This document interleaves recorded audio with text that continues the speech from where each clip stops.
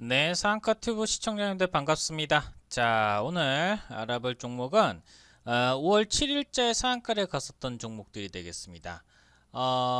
먼저 뭐 개별주들의 그 수급에 따라서 상한가를 갔었던 종목들이 많고요. 그 다음에 그 한국제지, 그 다음에 뭐 해성산업 뭐 관련돼서 연관되는 종목들이 상한가를 또 보여줬는데요. 종목에 대한 내용들이나 연속성은 이런 중소형주들이 사실 재료를 머금고 올라갈 때는 단발적인 경우가 굉장히 좀 많고요. 유의될 점 중에 하나가 뭐가 있냐면 일평균 거래량이 상당히 많이 발생을 하는 상태로서 요즘에 뭐 동학개미다 뭐다 해서 시장에 자금이 굉장히 풍부합니다. 이런 유동성들을 바탕으로 해서 상승세가 나와주고 있는 것인데요. 재료에 대한 어떤 이슈를 놓고 따지기 이전에 사실 이렇게 거래량이 없던 종목이 갑자기 부각이 되면서 올라가는 경우에는 차후에는 또 급작스럽게 내려오는 경우가 많다라는 점을 좀 유의를 하시면서 진행을 하셔야 될 것 같습니다. 일단 한 종목씩 살펴보도록 하겠습니다. 자, 첫 번째 종목 한국제지 되겠습니다. 자, 한국제지 같은 경우는 해성산업 한국제지 그 흡수합병 결정에 따라서 이제 재부가 됐다라고 뭐 이런 뉴스가 나왔는데요. 뭐 해성 지배구조 개편사 확장해서 여기 이슈가 좀 나와 있죠. 그래서 대주주가 해성산업과 한국제지 그리고 여기서부터 뻗어나가고 있는 이 구조들 제가 봤을 때 한국패키지나 세아 같은 경우에도 상당히 몸집이 가벼워서 움직이기가 상당히 좀 편하고요. 계양전기 같은 경우는 또 알짜 회사이기도 하고요. 그래서 구조 자체는 해성그룹의 어떤 구조 자체는 뭐 3세 지분 승계와 사 확정이 나섰다 뭐 이렇게 나왔는데 전일자의 삼성그룹에서 3세 뭐 지분 또는 뭐 경영권 뭐 승계 안 하겠다 뭐 이런 이슈가 나왔음에도 불구하고 또 뭐 이런 또 이슈가 또 나왔네요. 뭐 어쨌든 제가 보는 관점은 뭐냐면 뭐 3세한테 뭐 물려주든 안 물려주든 그건 중요하지 않습니다. 어쨌거나 기업 매출액만 유지하면 된다라는 관점이에요. 이 자본 시장에서의 가장 좋은 논리는 그렇습니다. 그리고 미국이라든지 유럽 쪽에서 아주 오래된 전문적인 어떤 그 경영이라든지 기업을 운영하는 가문, 뭐 로스차일드라든지 아니면 그런 큰 대기업 우리나라로 놓고 보면은 대기업이라고 하는 그런 기업들이 굉장히 오래된 전통과 또 그들만의 어떤 철학과 비전을 갖고 기업을 운영을 합니다. 그래서 그런 점들이 결국에 나중에 가서는 뭐 거대 재벌이라고 욕을 먹고 있지만은 사실 그로 인해서 한국 경제가 버티고 있는 것도 팩트이죠. 그런 어떤 모멘텀의 관점에서 저는 나쁘지만은 않다라고 저는 해석을 하겠고요. 다만 주가에 대한 수급은 별개의 문제입니다. 자, 한국제지 쌍가 갔던 시간은 10시쯤에 좀 넘어서 이제 올라갔고요. 유통 가능 주의수가 290만 주, 오늘 거래량이 160만 주 정도가량 나왔어요. 평상시 때 거래량이 상당히 좀 작은 종목입니다.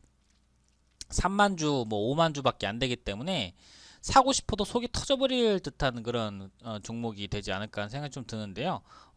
제가 예전에 뭐 하나 그어놨던 게 좀 있었네요. 이 공간을 좀 메꾸러 가는 흐름인데요.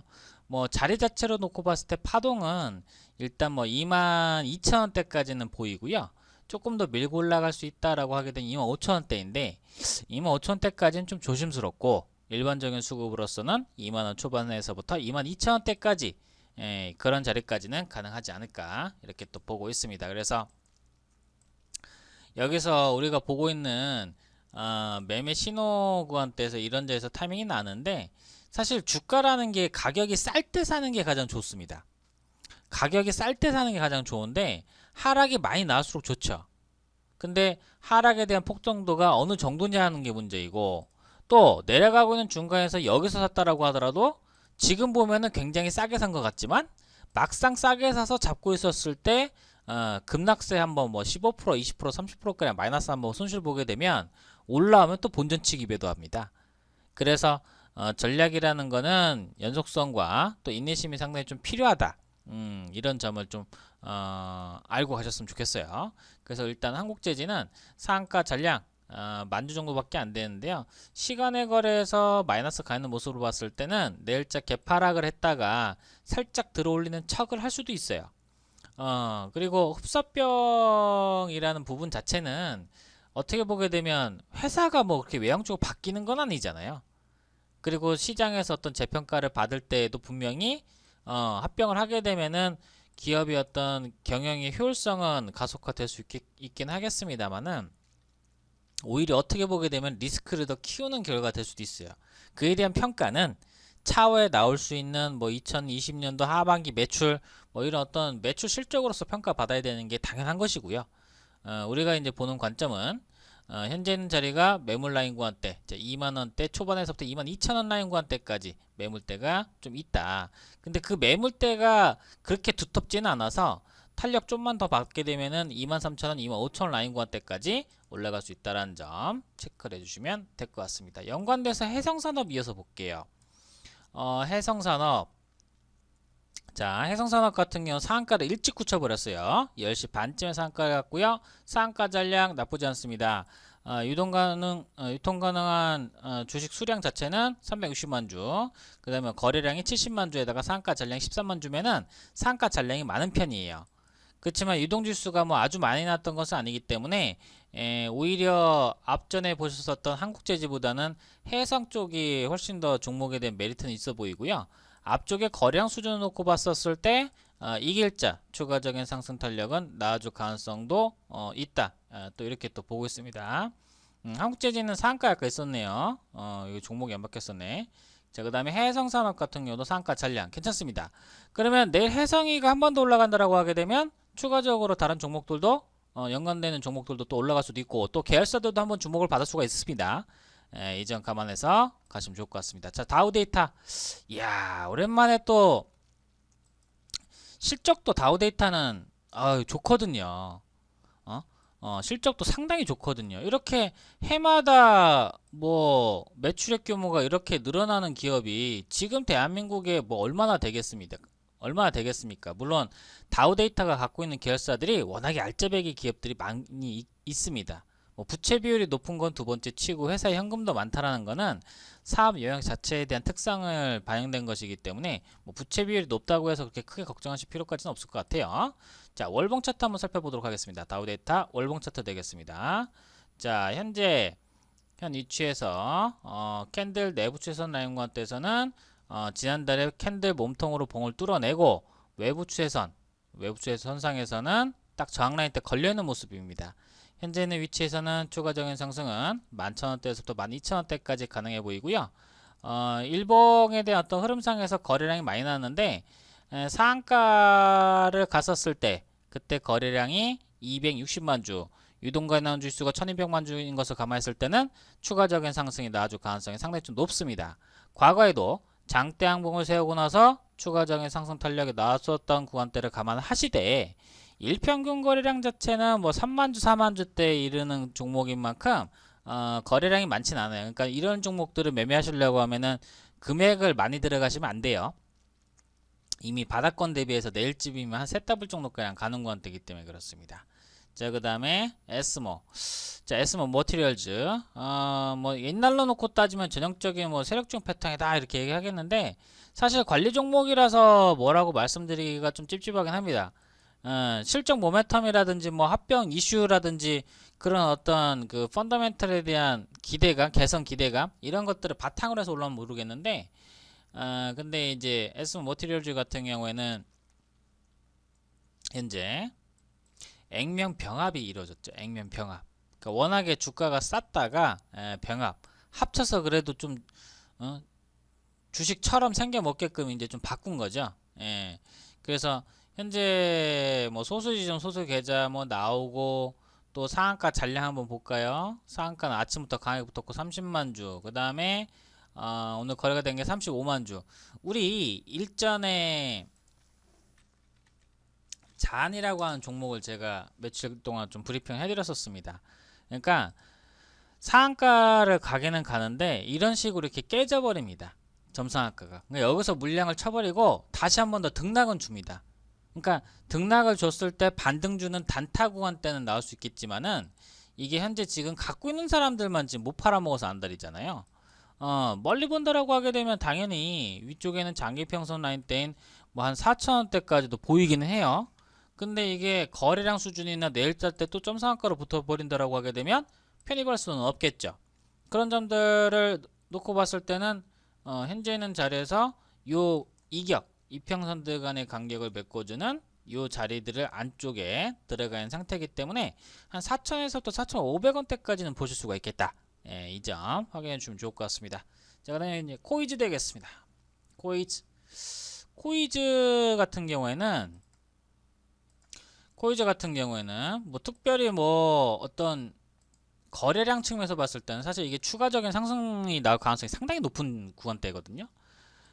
거기에다가 지금 이제 코이즈 같은 경우에는 상한가 잔량이 한 36,000주. 그러니까 그 상한가에 대한 힘 자체는 그렇게 강하진 않아요. 장중에 매물들 다 잡아버리고 올라갔는데 일평균 거래량에서는 이게 고점이 아닙니다. 현재 있는 자리에서 1,800원대 이상 1,900원대까지 볼 수 있는 자리가 충분히 나올 수 있을 것으로 보여지고 있고요. 코이즈의 회사 자체는 일단은 뭐 잘 넘어왔죠. 특히 이제 감사보고서 시즌이 끝났기 때문에 회사가 뭐 갑자기 뭐가 잘못된다라든지 그럴 가능성은 그렇게 많지는 않아요.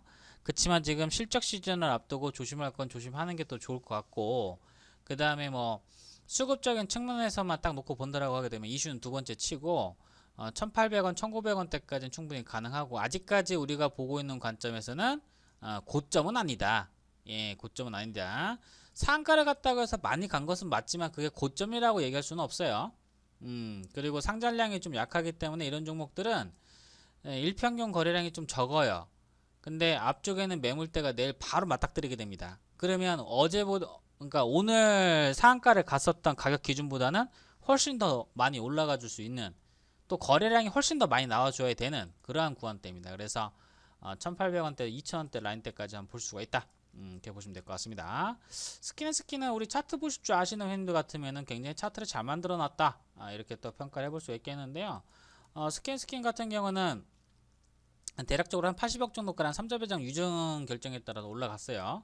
굉장히 그 전통적인 방법으로 좀 주가가 올라갔던 게 아닌가 하는 생각이 좀 드는데요. 이제 정배열 초입 구간대입니다. 그러니까 완벽하게 정배열이 아니에요. 제가 자꾸 이평선들에 대한 간격이라든지 정배열 자리를 중요시하는 이유가 뭐냐면, 정배열이 아닌 상태에서 주가가 올라간다라고 할지언정 이제 막 정배열 자리 만들어진 이런 자리, 그 다음에 자명 패턴이라고 해서 숨어 들어갔다가 고개를 내밀어 버린 이런 패턴, 요거한테 상당히 괜찮습니다. 즉 같은 가격이라고 할지언정 앞쪽에 있었던 400원 자리와 현재는 400원에 대한 격이 다르다는 얘기예요. 그래서 월봉에서도 고개를 한번 내미는 그런 자리이기 때문에 스킨 같은 경우는 한 번 더 추가적인 상승 자리는 한번 나올 수가 있다. 이 점을 좀 감안하시고, 월봉에서 조금만 더 좀 멀리 볼까요? 주봉에서 좀 멀리 본다라고 하게 되면 일단 500원대까지는 가능해 보이고요. 좀 더 멀리 본다라고 하게 되면 특히 이 종목의 펀더멘털, 재료 실적, 이슈 부분들 좀 더 개선이 된다라고 하게 되면 700원대까지도 가능하지 않을까, 또 이렇게 또 보고 있습니다. 700원대 정도. 근데 스킨이 감사보고서 적정 사업보고서를 냈네요. 사업보고서, 감사보고서 제출 소식 뭐 이렇게 나왔네요. 이거를 정지, 적정 의견 담은 보고 제출했다. 뭐 그래도 일단 적정 받았다고 하니까 한번 지켜보시죠. 거래는 또 되고 있으니까. 그러니까 이런 종목들을 접근할 때 불안하면은 안 사면 그만이에요. 대신에 혹시나 하는 기대감으로써 너무 많이 배팅 들어가시면 안 된다. 요거는 확실하게 하셔야 되겠죠. 마지막 사이맥스 되겠습니다. 자, 사이맥스 급락세 나왔다 다시금 내려오는데, 시장이 어렸을 때 하락과 이 눌림, 게다가 주포가 안 나갔던 흔적들은 어떻게 구별을 하냐면요, 매도에 대한 거래량으로서 확인합니다. 오늘 거래량이 많이 나왔기 때문에 하루 좀 줄여보게 되면, 즉 매수세가 이만큼 들어가서 매도가 나올 때는 물량이 많이 안 나왔어요. 고점 대비해가 거의 뭐 한 반토막 정도 이상가량 났었는데도 버티고 있던 겁니다. 왜? 언젠가는 갈 수 있고 회사도 좋아지고 있고 게다가 시장의 수급도 살아나고 있기 때문에, 그래서 이때까지 기다렸다 올라가는 거예요. 개인 투자자분들 같은 경우는 버티시겠습니까? 종목 한 달만 안 가도 굉장히 답답하고 종목 손실 10%만 커져도 답답한데요.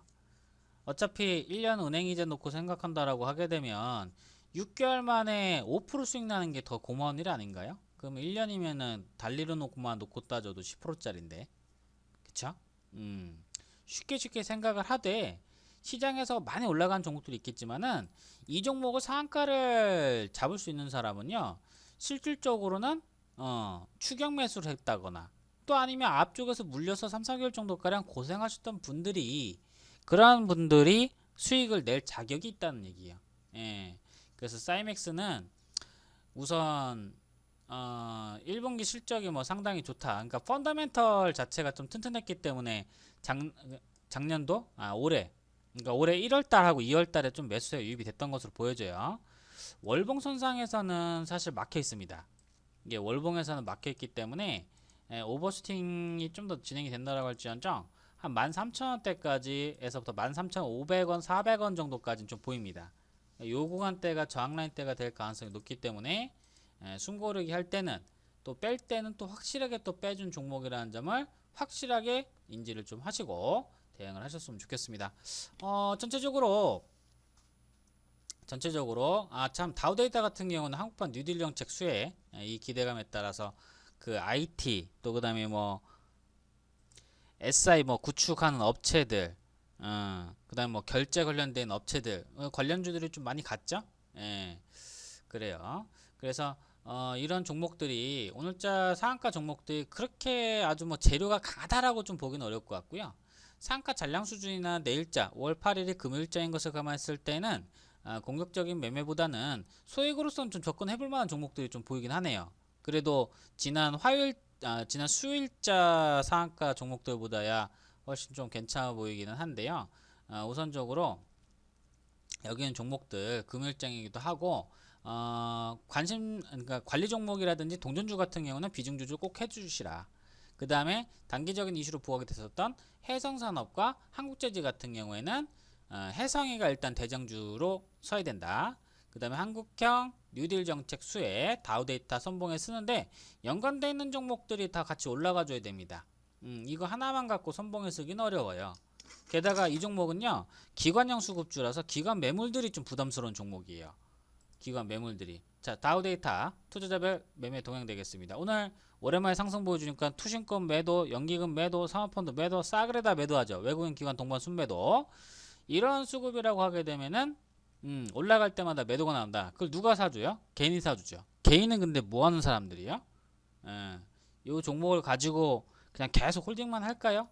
서로 이익을 보고 다투고 나오려고 하게 되면 이런 종목들은 코오롱 같은 패턴 한번 보셔야 돼요.